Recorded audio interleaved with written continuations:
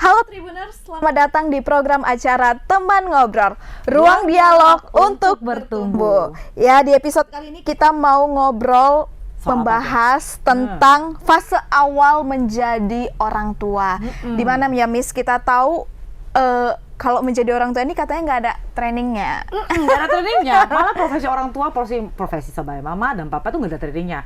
Nah, sedangkan di dunia ini, di profesi apapun selalu ada 3 bulan training job. Lah, piye toh, ini begitu nggak bisa training kan, begitu keluar udah harus, statusnya harus mama. Langsung statusnya papa. Dan banyak kan kita bingung ini startnya dari mana. Iya, betul. Harus bisa sejak hari pertama. Dipaksa oleh keadaan ya. Untuk itu telah hadir bersama saya Miss Ferawati Chandra, BBA SE, Certified Hypnotherapist, Certified Trainer. Beliau adalah edukator, founder of Boston Academy Indonesia, dan seorang Certified Hypnotherapist from AWGI. Halo Miss. Hai Jo, hai semua, hai Tribuners. Gimana nih? Gimana hari paginya? Oke, yuk kita langsung mulai aja obrolannya tanpa menghakimi, tanpa merasa paling tahu. Ini teman ngobrol, ruang dialog untuk bertumbuh.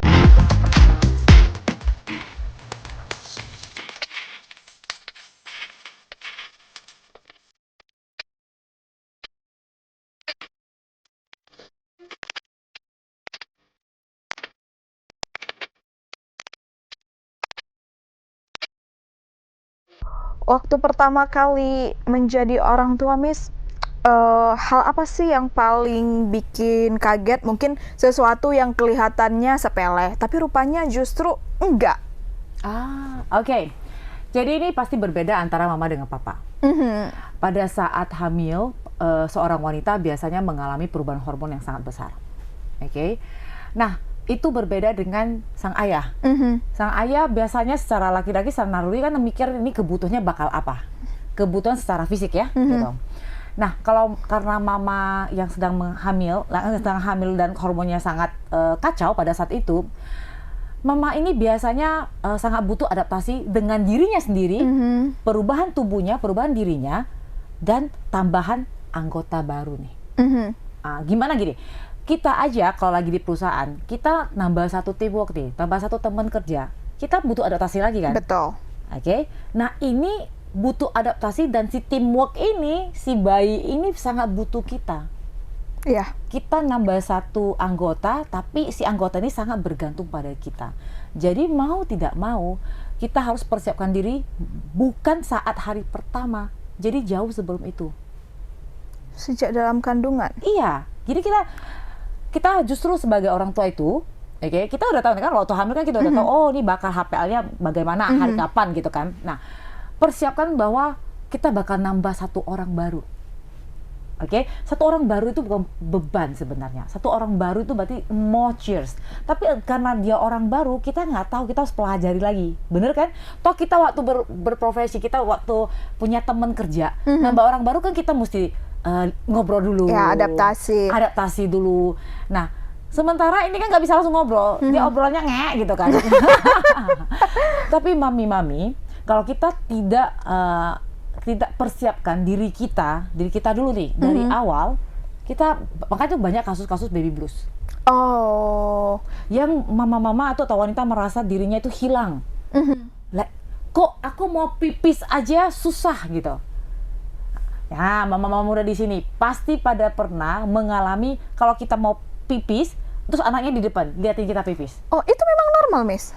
Itu bukan bilang normal, tapi banyak dari kita yang mengalami itu. Dia sering lihat di konten-konten. Itu memang benar. Iya. Bukan normal, tapi itu realitanya. Realita. Bahkan kita mau pup aja kita tahan-tahan sebentar, atau kita pup sampai si anak kalau udah bisa duduk kan ada seperti itu ya. Liatin kita nih. Nah, kita merasa kebebasan kita sebagai manusia, sebagai individu, aku mau pup nggak bisa tenang ya gitu. Jadi kesel Joy. Iya. Gitu. Nah, kalau dari sana tidak dipersiapkan, kita ready dulu, nah gitu, kita akan merasa baby blues itu keluar gitu. Dan biasanya agak kayak chaos. Kalau kita biasanya sebagai mama tidak mempersiapkan diri kita, mama dulu nih, kenapa? Karena mama yang ada hamilnya. Kalau papa, dia nambah anggota baru, mungkin kebiasaan aja papa bakal berubah, bener gak Joy? ekstra pengeluaran, Iya. tambah satu anggota gitu kan. Nah, itu saja yang berubah, harus adaptasi. Tapi sebagai mama, tubuhnya pun lagi beradaptasi. Termasuk ketika seorang wanita, mama yang baru melahirkan itu menyusui, itu extra work lagi. Jadi segala schedule-nya itu langsung pasti berubah. Kalau dia tidak merasa dirinya bahagia, dia akan menjalani parenting ini, proses menjaga anak ini gitu, bukan mendidik ya, hanya menjaga ini akan sangat beban. Dan it's not good, Joy. Oh iya. Karena gini, kalau kita nggak bahagia ngejalaninnya, kita bisa nggak sampai finish? Iya betul, enggak. Nggak bisa. Oke.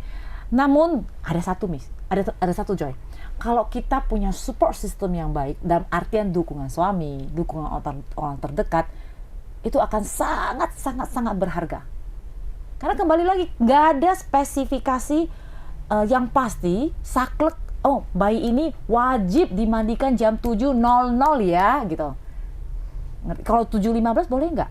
Boleh aja. Boleh aja sih, nggak bisa gitu. Jadi nggak ada, jadi itu nggak ada yang salah. Tergantung pada budaya dan nilai-nilai yang dipegang oleh si family ini gitu. Jadi dari awal ada beberapa hal yang kita nego-nego dulu lah. Sudahlah, tutup mata kalau ini tidak terjadi, atau tutup mata kalau ini nggak bisa sesempurna yang kita mau gitu. Ya nggak apa-apa. Kadang-kadang kita comel sedikit, tapi selalu ingat. Biasanya saya selalu ngasih tips ya buat mama-mama muda ataupun kita deh wanita ya. Minimal kita wajib punya me time 1 jam, Joy, minimal dalam 1 minggu itu wajib 1 jam. Oke. Bebas. Kalau misalnya mau berendam aja, saya dengan diri saya aja boleh. Mau ngebaca buku, pokoknya what do you want? Apa yang Joy suka? Misalnya, boleh nggak aku 1 jam itu ngopi ketemu temen? Ya boleh aja. Nah, 1 jam kayaknya itu nggak terlalu egois. Jadi banyak nih Joy, kadang-kadang kan kalau kita mama muda ini kan, kita sering dijudge, bener kan? Kita itu egois kalau kita membuat hal yang melakukan aktivitas yang membuat kita menyenangkan bagi kita. Ini mamanya stigma masyarakat. Jadi kita ada perasaan bersalah. Nah, oke, saya bantu dengan poin yang lain ya. Kenapa kita wajib dan boleh? Oke. Karena kalau kita pegangin anak itu 24 jam, sebenarnya kita egois. Kita nggak kasih kesempatan untuk papanya untuk bonding time. Justru sebenarnya kita lah yang egois jika tidak memberikan waktu senggang kepada anak tersebut. Hanya mereka berdua aja gitu kan. Nah, kebanyakan kan orang papa-papa bingung, aduh nanti aku bingung kalau istriku nggak ada dan semuanya kan, kan bingung kan. Nah, misalnya nanti anak udah 1 tahun, 2 tahun gitu kan, mamanya mau pergi arisan sebentar, atau mau pergi ke pesta pernikahan keluarga sebentar, ada acara keluarga sebentar, nggak bisa. Karena papanya nggak terbiasa dari kecil ngurusin anaknya dari 1 jam itu. Makanya saya bilang tuh sebenarnya kita jadinya egois kalau kita ngepin si anak ini 24 jam ke kita. Ya kita pilih-pilih aja Joy, waktu-waktu yang agak tenang. Sekedar pedicure 1 jam itu kayak nggak egois. Jadi jangan takut ya mama-mama, itu tidak egois untuk mencintai dan memberikan diri kita me time minimal 1 jam saja dalam seminggu. Nah ini Miss, yang ada pertanyaan Joy. Ini mungkin based of true story ya, yang sering Joy lagi curhat di beberapa adat budaya tertentu itu kayak kurang enak lah, tabu jika sebenarnya pakai neni, pakai pengasuh. Alhasil mereka mengurusnya itu suami istri. Kita buatlah suaminya yang menganut budaya tersebut bahwasanya tidak usah pakai neni, kita urus berdua. Yang pada kenyataannya suaminya ini juga nggak bisa karena sibuk bekerja. Alhasil kepada istrinya sendiri yang mengasuh tersebut. Seperti yang Miss bilang, sebenarnya kita harus punya me time kan. Gimana biar kita bahagia. Bukan berarti kita mengurus anak nggak bahagia, cuman ya sisi kebutuhan psikologis. Itu menurut Miss gimana nih diskusinya dengan suami atau orang-orang terdekat? Ini menurut pendapat pribadi, menurut keyakinan saya. Sah-sah aja kalau kita sudah sepakat dari awal tidak pakai neni. Tetapi harus diingat, sebenarnya pakai neni atau tidak pakai neni kita pilih dulu Joy. Kalau ketika kita punya anak, ada 2 job desk yang kita harus pilih, job desk gede ya. 1, mengasuhnya, satu lagi kebutuhan menyiapkan kebutuhannya. Misalnya contohnya, kalau nanny ini hanya untuk mengasuh, job desk nanny ini hanya mengasuh, tidak acara masak, terus cuci bajunya, itu berbeda, Joy. Oh. Ngerti kan? Jadi kalau misalnya banyak terjadi, iyalah sudahnya suami tidak di provide ya gitu kan, bantuan dari orang lain, misalnya gitu, bantuan ketiga, orang ketiga, terserah ini kan statusnya boleh neni, boleh kakak, boleh adik, boleh suami, gitu kan? Tapi kalau tidak di provide, si ibu ini akan merasa sangat overwhelmed, kewalahan, karena dia mau jadi apa nih? Pertama dia akan si ibu ini akan akan menomorsatukan keluarga dulu kan? Iya. Itu kan kayak pasti. insting alami seorang ibu. Ya kan? Keluarga, masak dulu nih. Tapi ada anaknya nangis nih. Terus sebagai ibu rumah tangga keluarga, nomor satunya kebutuhan keluarga. Yang banyak ya, yang gede. Terus kebutuhan si bayi. Kebutuhan dia jadi tersier jadinya. Oke, jadi kita nggak bisa melayani orang kalau kita sendiri juga belum selesai makannya. Gitu. Iya, betul. Ngerti kan? Kita siapkan woro-woro, siapkan bahan makanan menu untuk orang lain misalnya gitu. Terus setelah itu kita cepet-cepet pegang bayi karena bayinya udah harus makan atau mandi atau sebagainya. Terus kita belum makan. Ada nggak tenaga kita? Kagak ada. Dan jangan salah, kalau itu ibunya juga posisinya menyusui, dia harus kasih makan bayinya lagi, dan sementara dia tidak di intake makanan, nggak bisa dah, Joy. Mau made in China, made in Jerman, made apa enggak, kita bukan robot gitu, nggak bisa. Jadi ketika suami istrinya ini kita lagi diskusi, it's a good things, oke? Tapi kita wajib lihat ketika kita jalani dan kita nggak sanggup, kita boleh ngomong ke suami, kan boleh sih update terbaru. Nah kita dalam perusahaan, dalam bekerja aja, kalau misalnya kita jalani, ini kurang cocok nih, kita boleh evaluasi nggak, Joy? Boleh, dan itu boleh nggak kebijakannya digeser, diubah, atau disesuaikan dengan keadaan, boleh nggak, Joy? Boleh, jadi jangan takut ketika kita sudah menjalani keputusan bareng dan ternyata tidak cocok dengan keadaan kita. Iya, realita. Ya kan? Nggak cocok, kita boleh reach out for help. Ngerti kan? Nah, pihak ketiga ini, entah ini statusnya neni, statusnya ART, statusnya tetangga sebelah, kan bisa banyak caranya, Joy. Ada 10.000 macam cara untuk nyari support system itu, istilahnya gitu, Joy. Oke? Misalnya nih, untuk masalah rumah tangga, kayak cuci lah, entah permasalahan masak lah, itu boleh nggak kita catering aja, misalnya gitu? Boleh nggak kalau kita hire bibi cuci pulang gitu. Jadi nggak usah ngepel lagi gitu. Jadi itu mamanya spesifik untuk ngasuh dan dirinya sendiri. Boleh nggak? Akan meringankan beban. Betul. Jadi dia bisa fokus ke anak, kerjaan orang lain. Gitu. Karena kerjaan yang saya bilang itu kerja rumah tangga itu bisa didelegasikan. Kan ada beberapa jenis status kita, job desk kita nggak bisa kita delegasikan, tapi ada beberapa yang bisa. Di hal-hal yang kecil yang bisa kita delegasikan gitu. Jangan ragu untuk update dan evaluasi keputusan bersama. Oke, betul. Ya, betul. Berarti mungkin ya kayak diskusi kita nggak usah pakai neni, kita bisa berdua. Mungkin itu pemikiran, ekspektasi. Ternyata di realita siapa yang tahu rupanya. Iya. Dan nggak usah malu, Joy. It's fine. Ngerti kan? It's fine kita mundur sedikit untuk, jadi kalau kita, kan ada beberapa nih orang yang bilang, oh aku nggak pakai neni, aku jaga semuanya. Biar dia mendapatkan, ya at least perasa validasi itu kan, gitu. Padahal sebenarnya enggak gitu. It's fine kalau bisa menjaga dan membuatnya ini stabil tanpa mengorbankan diri sendiri, very okay. Hemat budget, cuy. Hemat budget, gitu kan? Hemat drama dan semuanya. Tetapi kalau kita setelah kita jalani dan kita nggak sanggup, it's fine untuk reach out untuk help. Nggak masalah. Betul. Dan Joy, uniknya dalam parenting ini, mama-mama di sini, Tribuners ataupun mama-mama di sini, selalu ada updatean. Kenapa? Waktu kita menjaga bayi ini 1 bulan, kan berbeda dengan anak 3 tahun. Betul. Ya, dengan masa toddler. Dengan masa toddler, dengan yang dia baru tumbuh gigi, dengan kebutuhannya kan beda-beda. Jadi it's fine untuk mengevaluasi setiap step, setiap stage. It's fine, gitu. Oke, Miss. Nah, ini juga banyak nih new parents merasa harus langsung serba bisa. Sebenarnya lebih ke tuntutan ya. Nah, Menurut Miss, bagian mana dari orang tua yang sebenarnya wajar aja kalau misalnya dia itu belajarnya masih pelan-pelan atau stepnya lambat lah, prosesnya lambat kita bilang. Oke, jadi ketika kita mengasuh bayi atau anak, ada beberapa hal yang kita bakal buat salah. Tapi ketika kita buat salah, ketika hal itu tidak menyangkut hajat hidup, It's fine. Oke. Saya pernah dulu pada saat menyusui kan, saya nggak menyusui langsung, nggak direct, oke? Jadi saya pakai pompa. Oke. Terus kan kalau kita keluarkan dari kulkas, kita kan harus panasin, oke? Jadi entah karena kecapean, karena kalau pompa itu sebenarnya itu jauh lebih extra work. Karena dua jam mesti pompa, 2 jam, Miss. every 2 hours mesti pompa. Kalau tidak, kita akan gelisah. Itu secara hormon kita gelisah. Pokoknya kalau ada siapapun di depan, kita akan sliding. Saya ngelobacok lah gitu.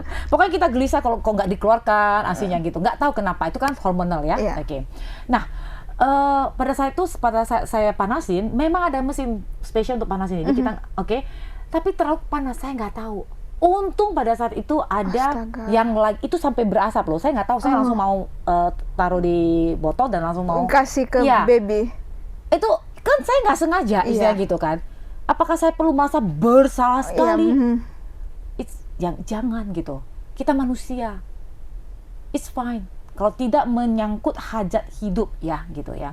Makanya saya bilang sebelum kita start punya baby, pada saat hamil, kita persiapkan diri kita dulu. Apa edukasi-edukasi yang simple yang perlu kita tahu. Selalu ingat, jangan pernah, nah ini sangat banyak nih, jangan pernah membandingkan diri kita dengan orang lain. Oke. Teman gua nih, bisa loh dia pompanya asinya segini gitu. Kok nggak bisa ya? Akhirnya kita, ini ya, kayak bertanding jadi, kompetisi jadi ya. It's not like that. Bukan seperti itu. Balik-balik lagi dia psikologisnya terganggu, mentalnya ya Miss. Pola kalau kita parenting itu kalau kita tidak enjoy prosesnya, kita akan stuck di hasil akhir. Nggak akan ada hasil akhir yang bagus. Nah terus Miss, lebih penting mana nih? Ngikuti teori parenting anak dengan membaca kebutuhan anak sendiri, atau sebenarnya learning by doing? Kan ada tadi Joy kasih pilihan A, B gitu kan, terus pilihan C ya boleh aja. Boleh. Jadi sebagai jadi gini, setiap sekarang itu kita cukup beruntung, banyak buku parenting di toko-toko buku. Oke. Saya garis bawahi ya, di toko buku, bukan di sosial media. Ya. Oke. Nah, karena ketika itu terprint out, terbit, berarti sudah ada editornya istilahnya gitu. Jadi ilmu-ilmu ataupun informasi yang diberikan itu sudah lebih valid. Oke, Joy. Nah, kita boleh baca dulu sebagai acuan benchmark kita. Kan, tapi ketika kita waktu menjalani dan kita lihat sifat anak kita akan mencari titik tengahnya. Tapi kalau kita tidak ada acuannya, kita terlalu ya udah mengalir aja, nggak bisa. Sebenarnya dibilang mengalir aja, teman-teman juga nggak akan mengalir aja. Tanpa sadar teman-teman akan benchmarknya ke pola asuh orang tua kita. Yang dulu-dulu. Tanpa sadar. Itu nggak akan ada yang bilang mengalir apa adanya, nggak akan. Karena tanpa sadar kita akan copy paste. Itulah jadi sumber buku kita jadinya gitu. Nah, permasalahannya generasinya kan udah beda nih, ya kan Joy gitu. Misalnya simple aja. Dulu kalau kita masih belajar jalan, boleh nggak kita itu pakai baby walker? Boleh. Nah, sekarang banyak penelitian juga nggak boleh kan? Iya. Karena otot kakinya jadi tidak terangsang dengan baik gitu. Jadi lemah. Nah, tapi kan ada alat untuk update-annya. Oke. Saya teringat satu kasus klien saya, mama muda.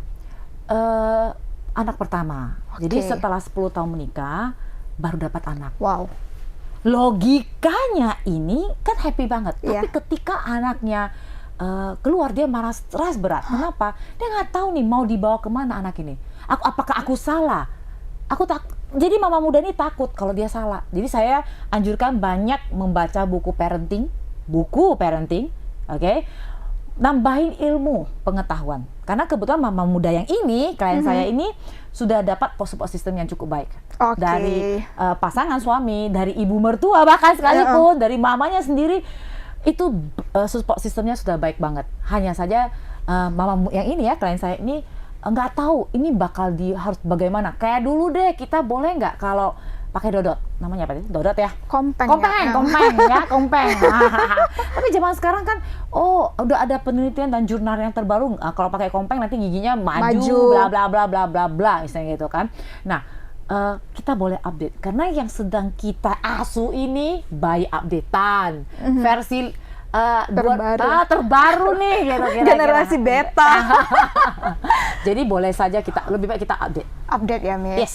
Melalui buku parenting tadi. Buku ya, dan sumber-sumber yang valid. Nah, kita ambil sebagai acuan dan kita kondisikan sesuai dengan budaya keluarga kita, value-value hidup yang kita pegang. Misalnya contohnya yang mungkin kita nggak akan ambil ya, contohnya kalau di Amerika sana atau di negara bule sana, manggil papa mama boleh nggak pakai boleh nama kan? Panggil nama, bener kan? Iya.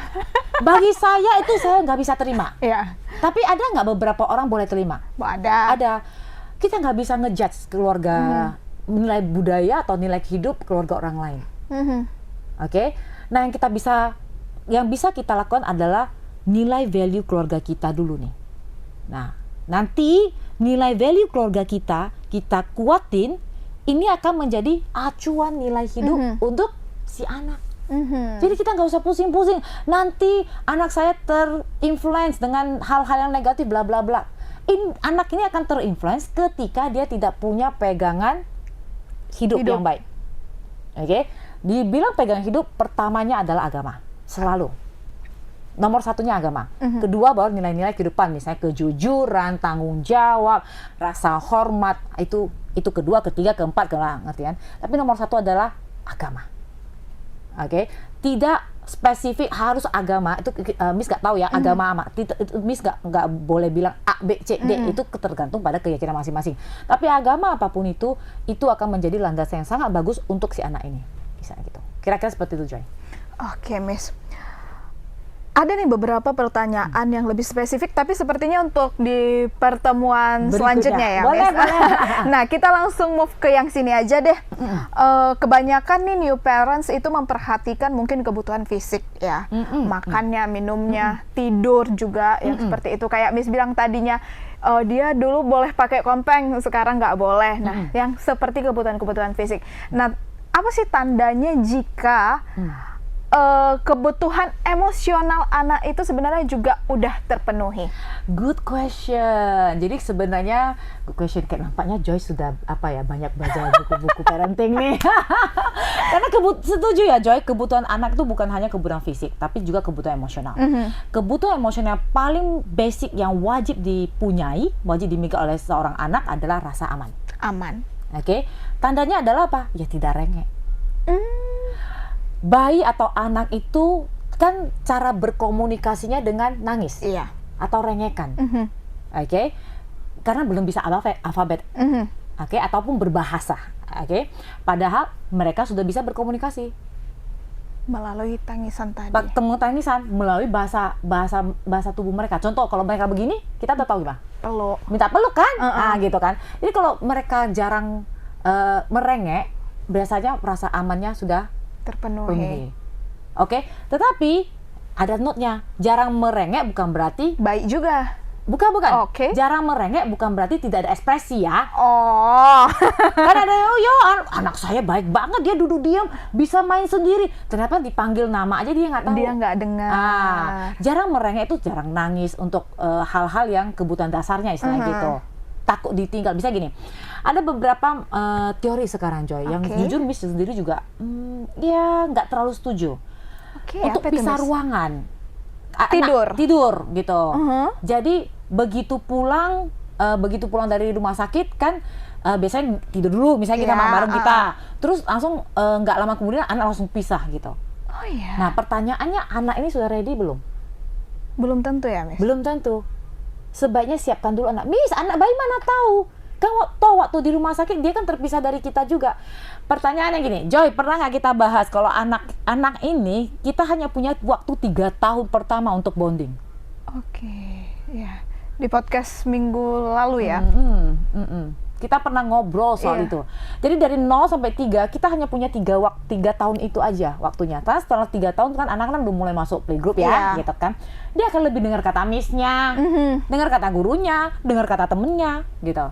Bukan berarti gini, jadi miss masa tidur satu kamar terus nanti gimana? Kita nggak ada privasi, bla bla bla. Bukan selamanya. Siapkan dulu si anak ini sudah ready apa belum. Banyak saya lihat di sosial media apa namanya, sleep training namanya sekarang zaman kerennya sleep training. Oke, anaknya nangis sampai jam 12 malam itu dibiarin, udah nggak apa-apa, bilang. Pertanyaannya, anak ini sudah ready belum? Ketika dia ditinggalkan, dia kan punya perasaan yang tidak nyaman, perasaan takut kan. Oke, miss, nggak apa-apa miss, nanti suatu saat kok dia nanti terbiasa. Iya, betul, itu betul. Oke, tapi perasaan takut yang tadi yang awalnya kecil, suatu saat ketika dia dewasa, dia akan bakal punya perasaan takut ditinggalkan juga dari temennya, dari pacarnya, dari orang lain. Karena itu di copy paste, iya aku dulu tinggal, aku perasaan takutnya seperti ini loh.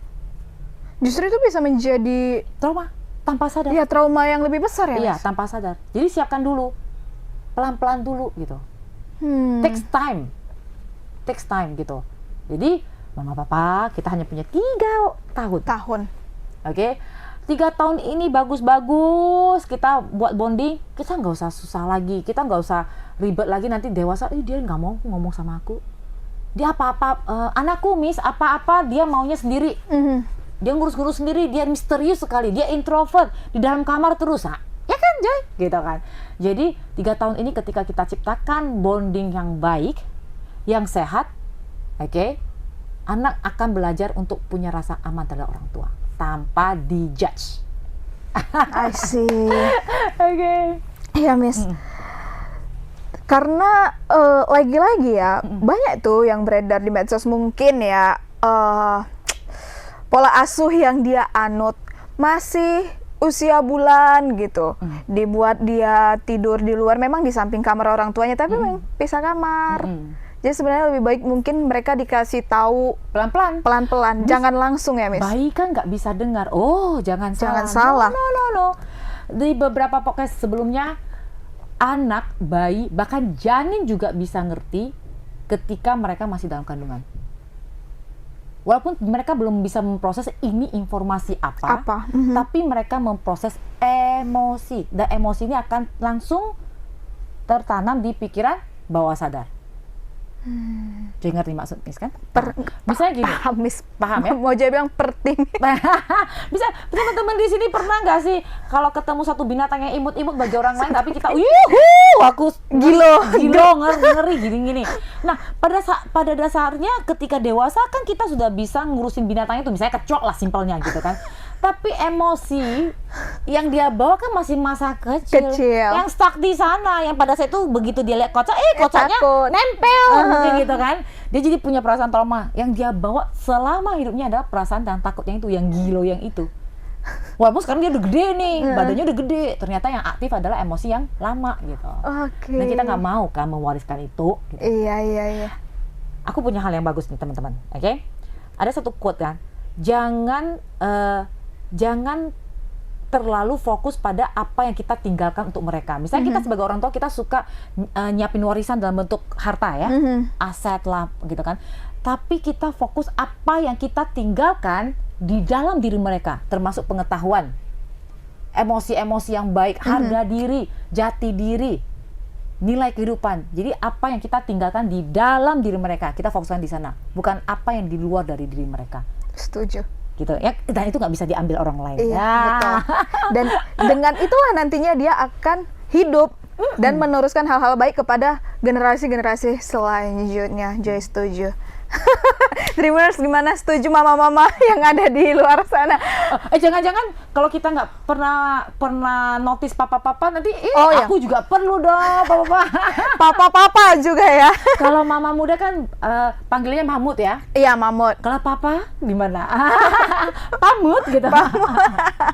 Oke, terima kasih Miss Vera ya udah mengisi podcast kita hari ini mengenai fase awal menjadi orang tua yang ternyata menjadi orang tua itu complicated kalau kita bisa bilang. Banyak hal. Oke, tidak sederhana itu, tapi kita bisa memilih untuk enjoy menjalaninya gitu. Iya, tetap mindset tadi ya, harus bahagia. Kalau semisalnya dirasa kurang ya nggak apa-apa, kita diskusi evaluasi bagaimana baiknya. Nah, minggu depan Miss kita bakalan bahas tentang pola asuh versus suka lama.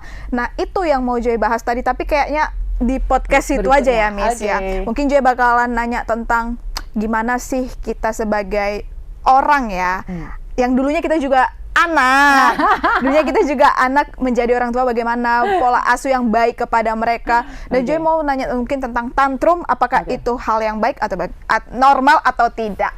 Oke, Tribuners, itu dia podcast kita, teman ngobrol yang udah selesai. Kalau Tribuners ada pertanyaan dan ingin ada tema yang mau dibahas, boleh langsung komen di kolom komentar. Kalau begitu, aku Joy, Miss Vera, dan kru yang bertugas pamit undur diri. Sampai ketemu di episode selanjutnya. Bye Tribuners!